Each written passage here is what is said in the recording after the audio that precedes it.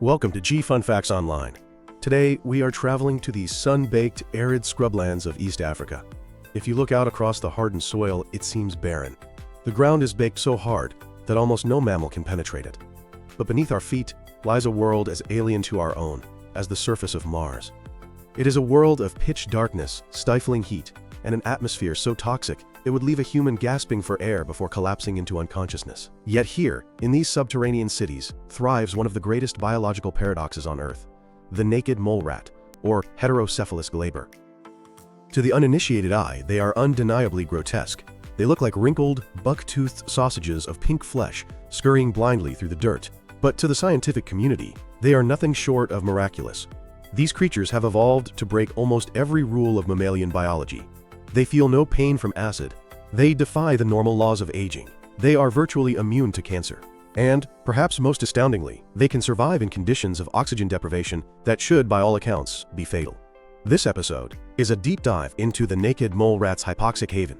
We are going to explore the evolutionary marvels that allow a mammal to live like a plant, rule like a medieval tyrant, and potentially hold the secrets to saving human brains from the devastation of stroke and heart disease. To understand the naked mole rat's bizarre physiology, we must first understand the brutal environment that forged it. Naked mole rats are not solitary diggers like their furry cousins. They are eusocial. This means they live in vast, cooperative colonies that function more like a beehive or an ant mound than a typical mammalian family. A single colony can house up to 300 individuals, all crammed into a burrow system that can stretch for kilometers. These tunnels are narrow, barely wide enough for one rat to pass another, and they are sealed off from the surface world to protect against predators and temperature fluctuations. The result is an architectural marvel, but an atmospheric nightmare.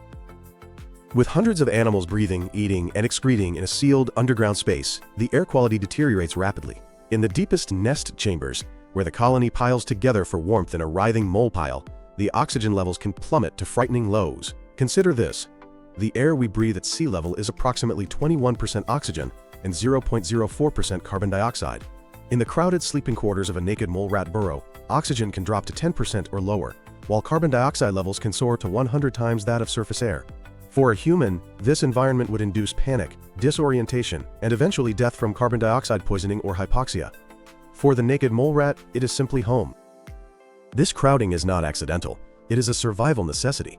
Naked mole rats are the only thermoconforming mammals. Unlike us, they do not internally regulate their body temperature to a constant 37 degrees Celsius. Instead, their body temperature fluctuates with their environment.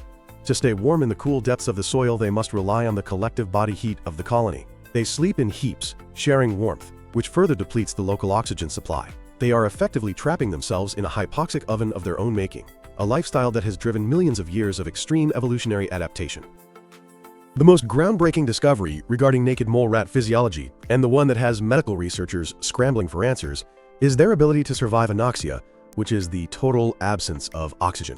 In 2017, a team led by neurobiologist Thomas Park at the University of Illinois at Chicago conducted an experiment that stunned the world. They placed naked mole rats in a chamber with 0% oxygen. To put this in perspective, a mouse placed in such conditions dies within 20 seconds. The naked mole rat, however, did not die. It did not even panic. It simply slowed down. The animals curled up, ceased moving, and entered a state of suspended animation. Their heart rates dropped from a frenetic 200 beats per minute to a sluggish 50. They remained in this state for 18 minutes. When fresh air was reintroduced, the mole rats didn't gasp or seize. They simply woke up, shook themselves off, and resumed their business as if nothing had happened. They suffered no brain damage and no lasting ill effects. How is this possible?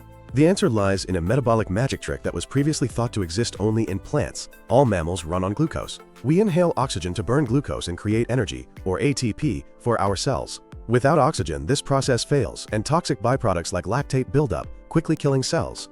This is especially true in the brain, which is a voracious energy consumer. When the oxygen runs out, the naked mole rat performs a biochemical switch that is unique among mammals. It stops burning glucose and starts burning fructose. The researchers found that naked mole rats have high levels of a specific transporter protein called GLUT5 in their brains and hearts. In other mammals, this transporter is found mostly in the intestine to digest fruit sugar. In the mole rat, it acts as an emergency door, flooding the brain with fructose.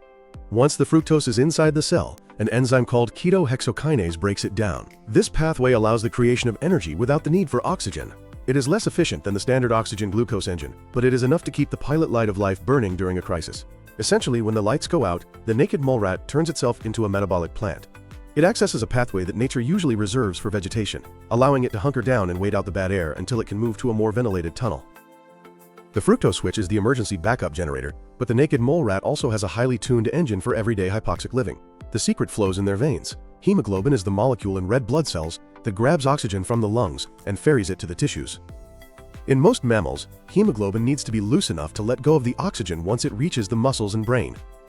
Naked mole rats possess a variation of hemoglobin with a super high affinity for oxygen. In scientific terms, this is measured by the P50 value, the oxygen pressure at which hemoglobin is 50% saturated. For humans and mice, the P50 is roughly 26 to 36 millimeters of mercury, meaning a lower affinity that releases oxygen easily. For the naked mole rat, the P50 is roughly 7 to 10. This is an extremely high affinity. This sticky hemoglobin acts like a biological vacuum cleaner, scouring the blood for every last molecule of oxygen available in the oxygen-poor air of the burrow. It ensures that even when the air is stale and thin, the mole rat's vital organs receive the fuel they need. But low oxygen isn't the only problem. High levels of carbon dioxide usually create carbonic acid in the blood, leading to a condition called acidosis. In humans, this causes a burning sensation, the feeling of holding your breath too long, and can lead to pulmonary edema, or fluid in the lungs. Naked mole rats are virtually immune to this. They have a mutation in a gene called NAV1.7, which controls pain signaling. Specifically, the mutation blocks the transmission of acid-induced pain signals. They can swim in acid both literally and metabolically without feeling the burn. Furthermore, they show no signs of pulmonary edema, even in carbon dioxide concentrations that would turn a mouse's lungs into waterlogged sponges. One of the most fascinating theories explaining the naked mole rat's resilience is the concept of neoteny. Neoteny is the retention of juvenile traits into adulthood. In many ways, a naked mole rat is a Peter Pan mammal. It never truly grows up. The brain of a naked mole rat lacks many of the sophisticated, high-maintenance features of adult rodent brains. Its neurons resemble those of a newborn rat. Newborn mammals are generally more tolerant of low oxygen than adults. Think of human babies surviving complications during birth. By retaining this infant-like brain structure throughout their 30-year lifespan, naked mole rats maintain that innate resistance to hypoxia. Their brain cells essentially wait in a state of arrested development, prioritizing survival over complex processing speed. Recent studies on their hematopoietic, or blood-making, systems confirm this neoteny. In humans and mice, the stem cells that make blood age over time. They become less efficient and more prone to errors, which can lead to cancer. A 20-year-old naked mole rat, however, has blood stem cells that look almost identical to those of a pup. The ratio of their blood cells remains youthful, supporting their immunity and oxygen-carrying capacity well into their geriatric years. The naked mole rat's ability to survive low oxygen is intimately tied to its social structure. As we mentioned, they are one of only two eusocial mammal species, the other being the Damaraland mole rat. This lifestyle mirrors that of bees or ants, creating a superorganism where the individual is less important than the colony. Life in the colony is dictated by the queen. She is the only breeding female, a tyrant who physically shoves and bullies her subordinates to assert dominance. Her urine contains hormones that suppress the reproductive capabilities of all other females, turning them into sterile workers. This social structure creates the very crowding that necessitates their hypoxic adaptations. The queen demands constant warmth for her pups, forcing the workers to pile into the nursery chambers, consuming the oxygen and spiking the carbon dioxide. When a queen dies, the colony descends into chaos. There is no peaceful transfer of power. The largest females, who were previously docile workers, suddenly undergo a biological transformation. Their reproductive systems turn on, and they begin a violent battle for the throne. These succession wars can be brutal. Females will fight to the death, slashing each other with their massive incisors, which can move independently, like chopsticks. The victor not only claims the crown, but physically changes.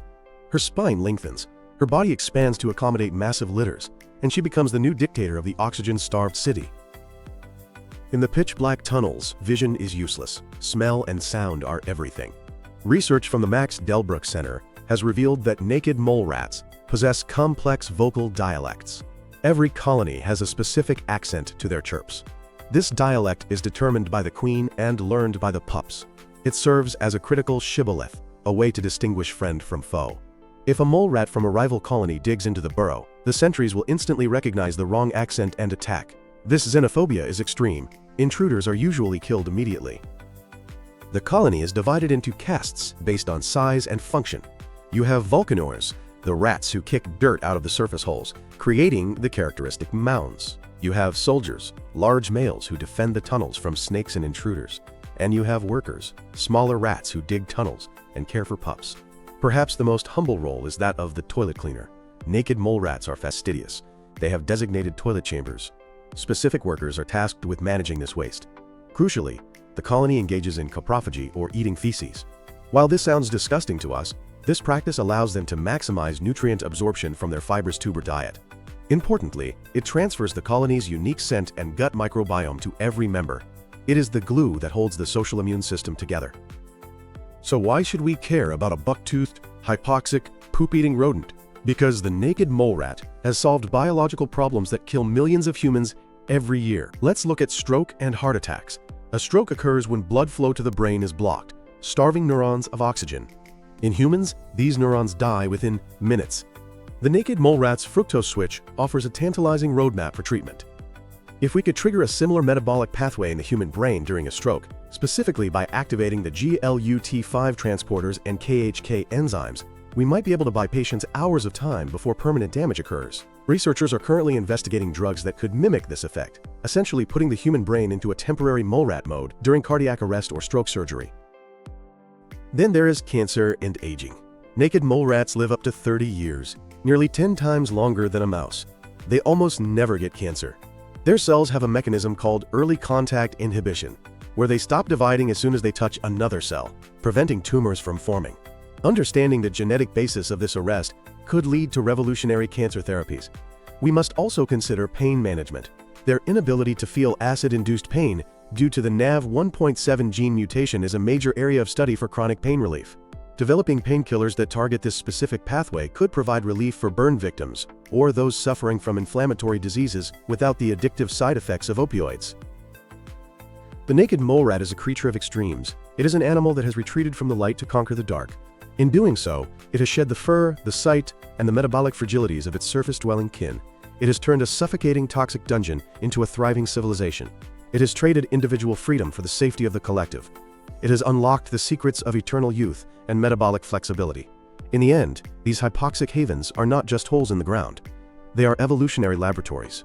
And as we peer closer at these ugly, incredible animals, we find that they are not just surviving where we would die, they are thriving, holding the keys to our own medical future in their tiny, wrinkled paws.